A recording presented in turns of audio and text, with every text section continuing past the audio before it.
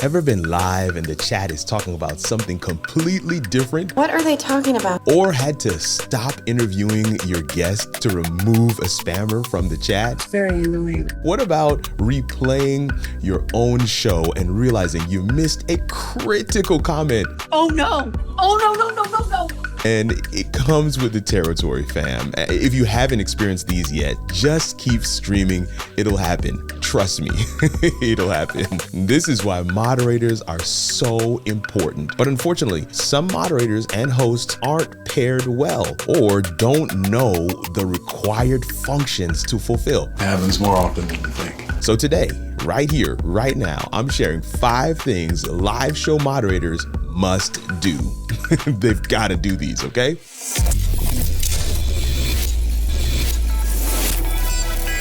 First thing to do is to set the tone. Your moderators set the tone in the chat. They create a welcoming environment. They got to have something that they're used to saying when people come into the chat, and tag folks and make sure that they know, hey, we like you here. We want you here. Here's how we stay on topic. For those of you who might be switching over from other channels, welcome. It's always a bonus when moderators know names. They can do a welcome. They have like a first time routine. Is it your first time on a private plane? They can bring the host's attention to super chats and stickers, membership joins, requests for services or products so that they can share links. They also must know the sacred phrases, y'all. Like for me, we've got the M3 Live Tribe, we've got the Geek Speaker Preacher, how it all works. We don't do humble on the live. They've got to know those things. That sets the tone, that keeps everyone in line. That kind of keeps some guardrails. Here's the truth. If you're driving on the highway, the rules of the road state if somebody's going faster than you, they're coming up behind you, you get over so that they can go past. It isn't somewhere, written down. This is just the normative behavior that we have. And you want to set some of those guides for your live show. Moderators can do that. So number 1, they've got to set the tone. They've got to set the tone. In order for them to set that tone, they have to have links to respond to questions. They've got to have the links and they've got to be able to respond to questions. This is on the host. You as the host, you've got to ensure that you provide your moderators with the links ahead of time so that they have them. I utilize a link shortener called Rebrandly, and I'll put a link in the description to that if you are interested in getting it. But I definitely believe in having a set of links that your moderators can share. Hey, looking to book some time with Kirk? Go over to this link. Hey, you want to download that stream package? Go over to this link. You're interested in purchasing Kajabi or something that Kirk's been talking about? Make sure you utilize this link. That's a set of links that have been predefined, already made available. Make it easy for your moderators to moderate your chat by ensuring that they have the tools that they need. So number 2, they've got to have the links and respond to questions. Number 1, set the tone. Number 2, have the links, respond to questions. Number 3, remove detractors or spammers and bots from the chat.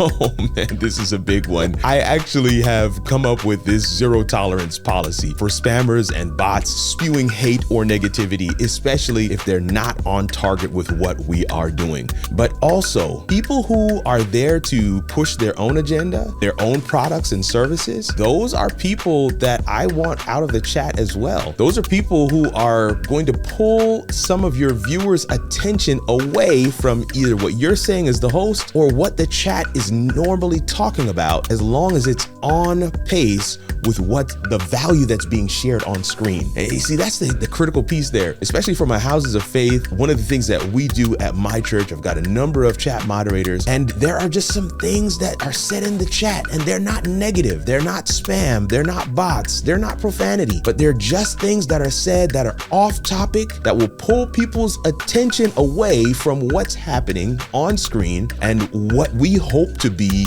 a very fulfilling and valuable experience. And so we want to make sure we get rid of those comments out of the chat, number one. Number two, we put in place a zero tolerance policy for this stuff. We can't have that, people just spewing that kind of thing regularly in the chat. The other thing that we've noticed as moderators and of course as a host is that sometimes people will put something in the chat to test and see, is this chat being moderated, before they put their actual intent in the chat. The world is evil and selfish.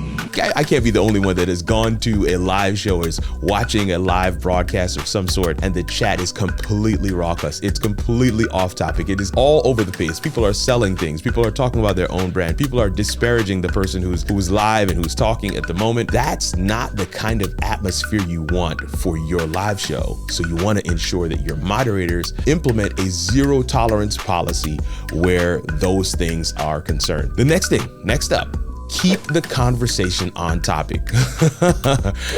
We had to go through this a couple of times, but what I like to call is the gentle course correct, right? This is before we ban them from the chat. This is before we delete their comments. This is before we take any extreme measures, permanent measures. We ensure that we give them the gentle nudge to bring it back in line. Man, comments that are tangential or downright off topic must be course corrected or removed altogether, because this is a two-way street. If you're creating content, if you're doing pre-produced content like this video is, I'm gonna be looking in the comment section to see what you have responded. But if you're live and there is an audience there who has given you the investment of their time to hang out with you during this live show, you wanna ensure that you're able to give them your undivided attention and keep the topic right in line with what you hope to provide. Man, if I have a live show like I did recently where I'm talking about storytelling, yeah, I'm gonna have some questions. I'm gonna do some Q&A because that's generally the feel and flow of my show. But I wanna make sure that I am front loading and even bookmarking some different places within the show all throughout, where I'm bringing the attention back to the overarching theme. You've done the description, you've done the title, you've done the thumbnail. You've got to ensure that you're gonna deliver on that value, even though somebody's in the chat asking about something totally different. And maybe you table that. Maybe you acknowledge them and say, hey, I see your comment. We love that you're here. Love the engagement.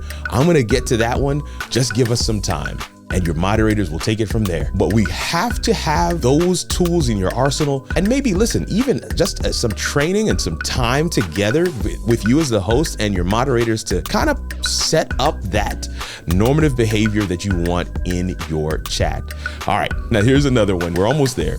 Always have relevant questions, comments, or points of engagement. Man, moderators must have these things in spades. I submit right here that you've got to select moderators that actually need the value you are providing. So this interaction is organic. Say again, please. You want to select moderators who actually need the value that you're providing. You have to do that, because if you don't, you will find yourself forcing this interaction.